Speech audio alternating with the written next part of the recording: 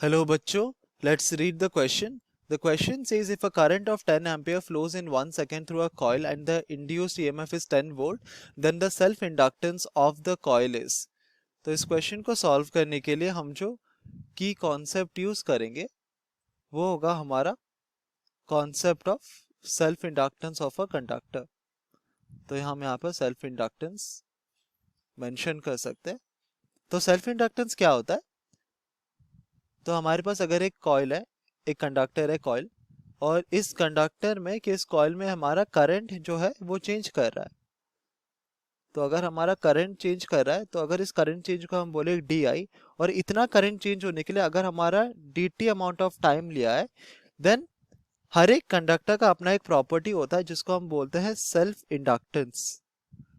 तो self inductance जैसे कि हमारा टर्म है, इसमें सेल्फ जो टर्म है इसका मतलब है कि ये खुद ट्राई करता है रेजिस्ट करने के लिए करंट चेंज को. तो हर एक जो कंडक्टर का अपना प्रॉपर्टी होता है सेल्फ इंडक्टेंस, इस प्रॉपर्टी के वजह से ये जो करंट चेंज है ना, इस फेनोमेनन को वो कंडक्टर रेजिस्ट करता है, कोशिश करता है कि वो फेनोमेनन अकर ना करे, जिसको हम बोलते हैं सेल्फ इंडक्टेंस प्रॉपर्टी.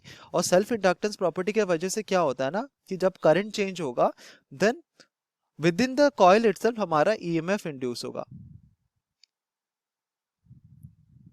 ठीक है, तो अगर within the same coil हमारा ईएमएफ इंड्यूस होता है देन हम उसको बोलते हैं सेल्फ.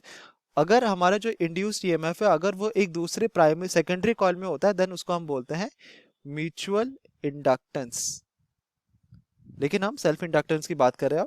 ठीक है, तो विद इन द कॉइल हमारा ईएमएफ इंड्यूस होगा और ये ईएमएफ जो होगा वो करंट चेंज को अपोज करेगा. इसका मतलब है कि अगर हमारा जो करंट चेंज है वो पॉजिटिव है, मतलब हमारा करंट इंक्रीज कर रहा है, देन जो इंड्यूस्ड ईएमएफ है वो कॉइल के थ्रू जो करंट नेट करंट फ्लो कर रहा है उसको डिक्रीज करेगा. सिमिलरली अगर हमारा करंट चेंज नेगेटिव है, मतलब करंट डिक्रीज कर रहा है, देन वो इंड्यूस्ड ईएमएफ हमारा नेट करंट इंक्रीज करने की कोशिश करेगा. ये होता है हमारा property of self inductance.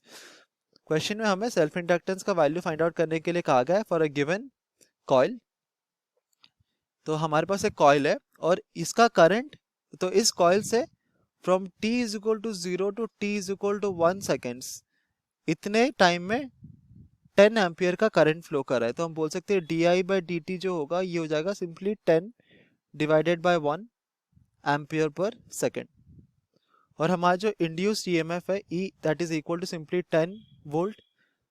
And हमें सेल्फ इंडक्टेंस का वैल्यू फाइंड आउट करना है. तो सेल्फ इंडक्टेंस कैपिटल एल होता है E divided by D I by D T.